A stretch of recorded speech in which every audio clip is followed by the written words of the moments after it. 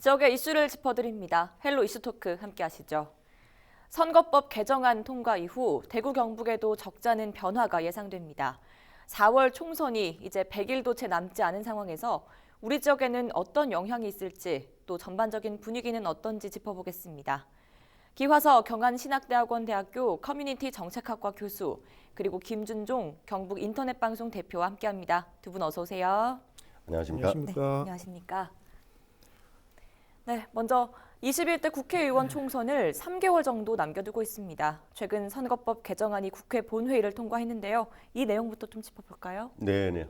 그야말로 이번 선거법 개정안 참 작년 한 해 내내 시끄러웠죠. 네. 원래 지난해 11월까지 국회 본회의에 부의되었던 선거법 개정안의 원래 골자는 이렇습니다. 네. 현재 우리나라의 국회의원 숫자가 전체 300명입니다. 네. 300명 안에 지역구에서 당선된 사람의 숫자가 253석이죠. 네. 3석이고 나머지 47석이 비례대표입니다. 네. 각 직능별로 대표자를 뽑는 걸 얘기하는 거죠.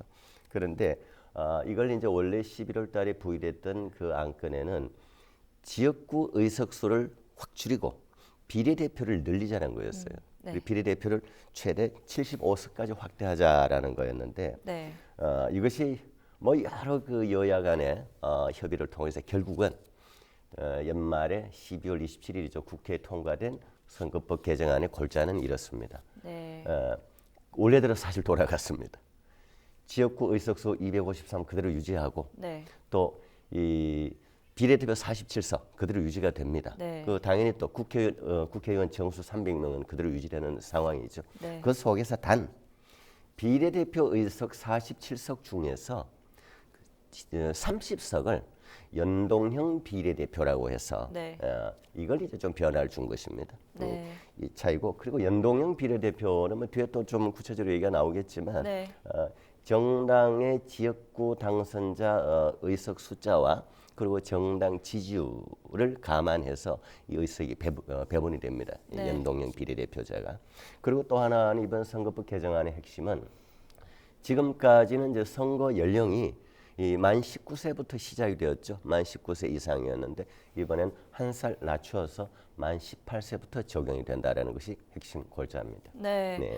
방금 기 교수께서도 짚어주셨지만 연동형 비례대표제가 핵심이라는 이야기인데요. 이게 어떤 내용인지 설명을 더 해주시죠. 네. 지금 그 시청자 여러분께서는 연동형 비례대표제냐, 네. 또 준연동형 비례대표제 이 부분에 있어서 용어에 대한 어떤 그런 좀 혼란이 있을 것 같습니다. 네. 사실 그 준연동형 비례대표제라고 하는 것은 연동형 비례대표에서 뭔가를 좀 제한을 두는 어떤 이런 부분으로 됐기 때문에 그런 이제 용어가 나왔습니다. 네. 사실 연동형 비례대표라고 하는 것은 정당이 얻은 득표수에 비례해서 전체 의석수를 배분을 하겠다 네. 하는 겁니다. 예를 들어서 자 A 정당이 정당 득표율 전체 10%를 획득을 했다. 네. 그러면 우리나라 같은 경우에 300석 기준에서 30석을 가져가도록 되어 있습니다. 네. 아무런 제한 없이. 한데 이 준연동형 비례대표제라고 하는 것은 방금 전에 이제 기계국께서 말씀하셨다시피 여기에 비례대표 47석에 대해 가지고 이 부분에서 50%인 30석만 여기에 정당 득표율에 따라서 배분을 하도록 이렇게 되어 있습니다. 네. 그러니까 그 투표하시는 어떤 유권자들은 1인 2표를 투표를 하도록 되어 있습니다. 하나는 그 지역구에 있는 그 국회의원에 투표를 하고 하나는 정당에 자신이 선호하는 정당에 대한 투표를 하도록 되어 있습니다. 네. 그래서 이 부분은 사실은 이제 연동형 비례대표 같은 대표적인 나라가 독일입니다. 네. 독일 같은 경우에는 그 대신에 상한선에 제한을 두지 않고 전체 그러니까 독일은 사실은 국회의원 의석수가 뭐 300석에서 500석으로 뭐 왔다 갔다 하는 어떤 그런 형태로 되는 것이 네. 완벽한 이제 연동형 비례대표제이고 그 준연동형 비례대표제는 우리나라 국회의원 선거구 300석을 제한을 하고 있기 때문에 거기에 맞추어서 이렇게 그 50%를 적용하는 게 준연동형 비례대표제라고 볼 수 있습니다. 네. 이런 변화가 우리 지역, 특히 경북에 어떤 영향을 미칠지 관심이 높은데요. 좀 더 자세한 이야기 선관위 연결해서 들어보겠습니다. 경상북도 선거관리위원회 이민호 주무관 연결돼 있습니다. 우선 현재 경북의 예비후보 등록을 현황부터 말씀을 좀 해주시겠습니까? 예, 2020년 1월 3일 기준 현재 경북에서는 국회의원 선거구 13곳에 52명의 예비 후보자가 등록하여 공직선거법상 제한된 범위 내에서 선거운동을 할 수 있게 되었습니다. 네, 선거법 개정의 영향으로 유권자 연령이나 수적인 변화가 좀 있을 것으로 보입니다. 어떻습니까? 예, 2019년 10월 기준으로 경북의 18세 인구 수는 2만 8천여 명으로 확인되고 있습니다. 물론 이 중에서 선거를 할 수 있는 정확한 선거권자 수는 선거의 명부 작성 기준일인 2020년 3월 24일 이후 확인할 수 있으며, 참고로 21대 국회의원 선거에서는 2002년 3월 16일 이전 출생자부터 선거권을 가지게 됩니다. 네, 그 외에 우리 지역에는 어떤 변화가 있는지 전반적인 설명 덧붙여 주시죠. 예, 이번 개정안에서는 비례대표 국회의원 정수 47명에 대해서는 준연동 방식으로 각 정당별 연동 배분 의석수가 산정되게 됩니다. 다만 이번 제21대 국선에 한하여 비례대표 국회의원 정수 30석에 대해서만 준연동 방식이 적용되며, 나머지 17석에 대해서는 기존 의석 배분 방식을 적용합니다. 이 선거관리위원회는 아름다운 선거를 통해 행복한 대한민국을 실현하고 제21대 국회의원 선거가 투명하고 깨끗한 선거가 되도록 최선을 다하겠습니다. 유권자 여러분의 적극적인 관심과 투표 참여를 부탁드리겠습니다. 당신의 투표가 역사를 만듭니다. 네, 경북 선관위 이민호 주무관이었습니다. 여론도 좀 살펴볼까요? 현역 의원에 대한 지지도가 전국에서 가장 낮다, 이런 조사 결과가 있었다고요? 네, 아마 현역 의원들에게는 가장 긴장되는 여론조사 결과 아닐까 싶은데요. 네. 최근에 이제 총선이 다가오니까 여러 가지 여론조사들이 많이 나오잖아요. 네. 최근에 한국지방신문협회가 있습니다. 네. 우리 지역에도 뭐 여러 지방신문들이 있죠. 전국의 지방신문협회가 여론조사 전문 기관에 네. 의뢰해서 조사한 결과를 보면은 대구 경북의 시도민 19세 이상 시도민 1,014명을 대상으로 해서 여론조사한 결과입니다. 네. 결과를 보면 사실 숫자 조금은 대동소이한데 네. 사실 좀 민감하게 좀 봐야 될 필요가 있습니다. 먼저 대구 경북 시도민이 유권자가 이번 총선에서 현재 그 지역의 국회의원을 그대로 지지할 것이냐, 네. 지지하지 않겠느냐, 이제 이게 이제 핵심적인 이제 질문이죠. 네. 질문을 해봤는데 50.9%가 우리 대구 경북에서는 말이죠, 현역 의원을 그대로 지지하겠다. 네. 얼핏 보면 많죠. 절반 이상이니까. 네. 그러나 실제로 이걸 전국적으로 보면 전국 평균은 53.8%이기 때문에 대구 경북이 50.9%이기 때문에 3% 정도 낮죠. 네. 그다음에 또 하나 그럼 반대로 현재 지역구의 현역 의원을 지지하지 않겠다. 다시 말하면 이번 총선에서 뽑지 않겠다 나는. 네. 이제 이 지표는 33.2%입니다. 33.2%가 지지하지 않겠다는 것이고, 네. 이걸 이제 전국적인 여론조사를 이제 지역별로 다 했는 거잖아요 이번에. 그래 뭐 서울, 경기, 대전, 강원, 충청, 뭐 경상권역 7개 권역을 나눠봤을 때 네. 지지하지 않겠다라고 하는 수치가 다른 권역보다는 제일 높습니다. 대구 경북이. 네. 근데 이제 이걸 전국적으로 좀 보면 대전, 세종, 충청권의 경우에는 다른 지역보다 현역 의원을 그대로 지지하겠다는 숫자가 대구 경북보다 훨씬 높습니다. 네. 또 한편으로 같은 경상권역인 부산, 울산, 경남, 예를 들면 이제 우리가 경상권역이라고 그러면 이제 권역을 우리가 나눌 때 대구, 경북, 그 다음에 밑에 이제 부산, 울산, 경남을 주로 얘기하죠. 남쪽 지역을. 네. 이 같은 경상권역인 부울경, 부산, 경남, 울산의 경우에도 대구보다는 현역 의원을 지지하겠다는 수치가 높게 나왔습니다. 54.5%. 네. 대구 경북이 아까 50.9%라고 그랬죠. 네네. 이렇게 나왔습니다. 그리고 또 이번 조사에 더불어서 이 조사한 내용이, 그러면 이번 선거에서 어떤 부분을 중점적으로 자기는 고려해서 투표하겠느냐라고 하는 이 선택의 기준에 대해서 물어봤을 때, 네. 이 부분은 저는 뭐 대단히 비교적 긍정적인 신호라고 봅니다. 네. 보통 이런 기준은 이제 정치적인 요인과 비정치적 요인으로 우리가 좀 나눠 봅니다. 예를 들면은 인물과 자질을 보겠다. 네. 또는 정책 공약을 중심으로 보겠다. 이제 이렇게 이 부분에 대해서는 이런 부분이 이제 소위 말해 비정치적 요소죠. 네. 이 부분이 비교적 높게 나왔습니다. 인물과 자질을 보겠다는 비율이 35.9%. 네. 그리고 정책과 공약을 보고 투표를 하겠다는 것이 이제 24%좀 넘죠. 넘고 그 외에 이제 뭐 소속 정당이 어디냐, 그리고 자기의 정치적 신념, 뭐 소신 이런 것이 이제 좀 참고되는 것입니다. 네. 다시 말하면 정치적인 고려 요소보다 비정치적인, 원래 이거 의회 민주주의에서 우리 국민들이 투표를 하는 데 있어서 이런 비정치적 요소, 사람을 보고 정책을 보고 투표한다는 것이 가장 사실 합리적이고 교과서적인 것이죠. 네. 이 부분이 높다라고 하는 것은 저는 상대적으로 좋은 결과다라고 생각을 합니다. 네. 또 앞서 이야기가 나왔습니다만 유권자 연령이 만 18세로 바뀌면서 학교 내 선거 운동을 우려하는 목소리도 있던데요. 이것도 좀 짚어주시죠. 네, 사실 이 그 만 18세 이상 그 선거권을 가지고 되는 것은 네. 지난 4월에 패스트트랙 이 공직선거법이 패스트트랙에 올라갈 때에 없었던 부분이죠. 그래서 이게 아까 이제 기 교수께서 말씀하신 것처럼 뭐 여러 가지 해서 거의 그 원안대로 돌아오면서 석패율제가 빠지면서 네. 이 만 18세 이상이 들어간 어떤 이런 경우가 됩니다.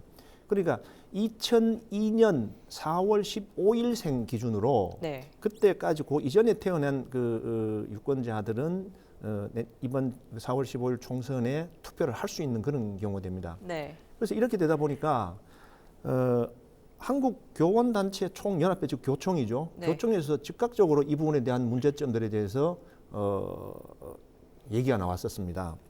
그 이유가 뭐냐면 교총에서는 자, 고3 학생들이 학교 내에서 선거 운동이라든가 정치 활동의 장으로 변질되기 쉽다라는 게 이제 가장 큰 어떤 그런 요인 중에 하나였습니다. 네.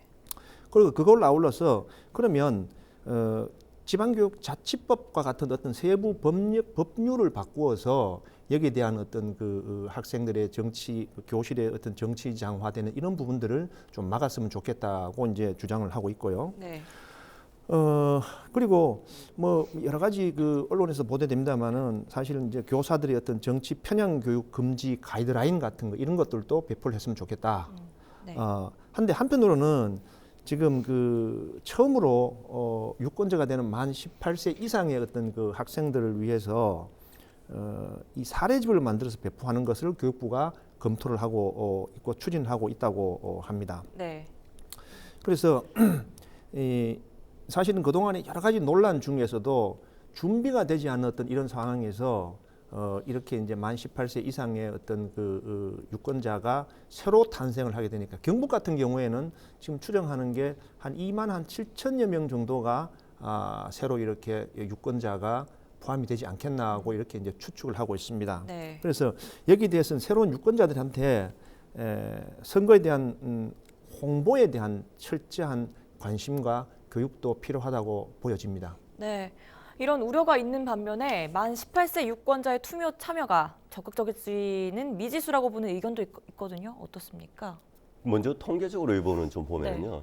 그 올해 총선이 2020년 4월 15일입니다. 네. 그러면 4월 15일까지 출생한, 그러니까 4월 16일 이전까지 출생한 만 18세가 되는 사람 대상이거든요. 네. 그리고 18세라고 해서 18세 연령의 모든 전체 인구가 아니고 네. 그 중에서 4월 15일 기점으로 해서 만 18세가 되는 유권자이기 때문에 네. 전국에 이 숫자가 많지 않아요. 28,129명. 네. 그러니까 전체 유권자를 놓고 봤을 때는 1.23% 지나지 않습니다. 그런데 네. 전체 유권자를 놓고 봤을 때는 미약한 숫자죠. 그러니까 이제 이것이 이 정도의 숫자가 전체적인 선거에 뭐 대단히 영향을 미치리라고는 보지는 못하고 네. 중요한 것은 바로 이제 이 사람들이 이제 28세 28,129명이 생애 첫 투표를 하는 네. 민주 시민으로서 네. 첫 투표를 하는 소위 말 새내기 유권자잖아요. 네. 이 새내기 유권자들을 투표장을 어떻게 좀 이끌어낼 것인가.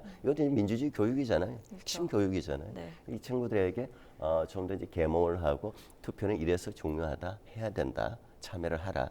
이런 그 계몽과 훈련, 교육이 뭐 학교 현장에서도 좀 이루어져야 되고, 뭐 우리와 같이 이제 미디어에서도 좀 홍보를 하고 해서 투표를 하도록 독려를 좀 해야 되겠죠. 그래서 또 좋은 경험을 하게끔 좋은 기억이 남도록 네. 첫 투표가 그런 이 활동이 좀 필요하겠죠. 네, 한편으로는 근데 의석수라든지 선거구 획정에 대한 부분도 놓칠 수 없을 것 같습니다. 이것이 또 초미의 관심사 아니겠습니까? 이거 굉장히 중요합니다. 그 매번 이제 선거법이 개정이 되면 선거법에 따라서 의석 수도 달라지지만은 네. 이번에 뭐 300석 전체는 똑같습니다만 그러나 이제 지역구에 변화가 생깁니다. 네. 예를 들어서 뭐 우리 안동 단독 선거구가 뭐 다른 지역하고 뭐 이 결합이 된다든지 이제 이래서 이제 이 부분이 굉장히 중요한데 네. 그 선관위 산하의 그 선거구 획정위원회의 이제 결과를 좀 봐야 됩니다만 네. 현재로 이번 선거법 개정안을 놓고 봤을 땐 우리 대구 경북 지역의 경우에도 특별한 그 변화는 없다고 보여집니다. 단 이게 어떤 기준이냐면은 이 인구의 하한선 또는 상한선 기준이 있어요. 한 의석 한 지역구를 결정하는 데 있어서 최소 미니멈 몇만 명. 예를 들어서 이제 지난번 기준에는 이 하한선이 13만 6,565명입니다. 네. 그것도 인구를 가장 더 많은 상한선의 경우에는 27만 3,129명으로 이렇게 설정이 되어 있어요. 그런데 이걸 이제 올해 현재 시점에 인구를 대비하고 의석수를 비교해 보면은 이 하한선과 상한선의 기준이 조금 달라집니다. 네. 어떻게 달라지냐면은 하한선이 13만 7,992명, 13만 9천 명 네. 정도 되고, 그리고 상한선이 이제 27만 8천 명 정도 됩니다. 네. 이렇게 되면은 우리 대구 경북 지역에서 가장 조금 애매한 곳이 영양, 영덕, 울진, 봉화입니다. 네. 이 네 개 구는 지금은 한 지역구거든요. 네. 한 지역구인데 지금 현재 올해 적용될 가능성 있는 이 하한선의 인구 기준으로 보면 하한선이 13만 9천인데 지금 현재 이 네 개 지역의 선거, 이 네 개 지역의 인구가 13만 7,992명. 이게 한 1,000명 정도 부족해집니다. 네. 하한선 기준을 놓고 보면 그러면 다른 지역 구를 하나 더 끌어오든지 다른 좀 큰 지역구로 들어가든지 이런 변화가 생기죠. 네. 생길 여지가 있는데 아직 이거는 결과를 지켜봐야 됩니다. 만약에 다른 지역과 좀 더 통합이 돼야 된다면 뭐 포항 북구하고 결합이 된다든지 이런 변화는 좀 지켜봐야 됩니다. 네. 네. 아직 획정위가 예정되기만 한 상황이라서 미지수긴 합니다. 지역 여론은 어떤지 김 대표께서 취재하신 게 있죠? 네, 그렇습니다. 지난해 한국도시행정학회에서 국회의원 선거구 획정위원회가 주관하는 어떤 토론회에 네. 자료를 하나를 내놨습니다.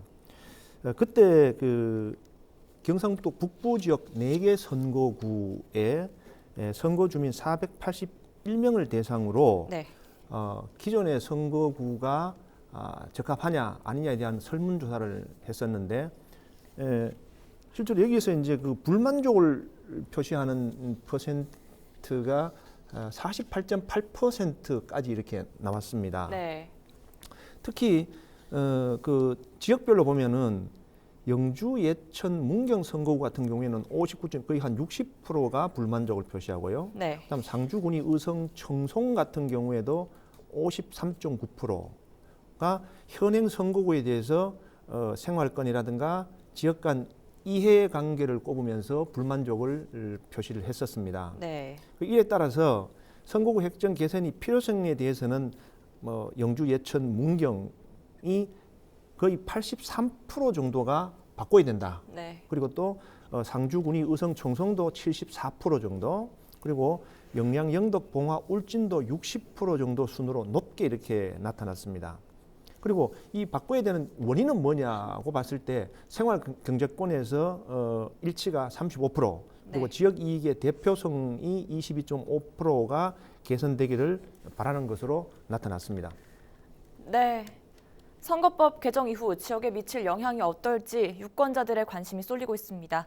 아직까지는 예비 후보 등록 단계에 와 있고 선거구 획정이라는 과제도 남아있는 만큼 4월 총선 전까지 계속 관심을 가져야 하지 않을까 싶습니다.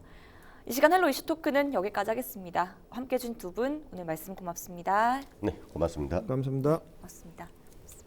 고맙습니다.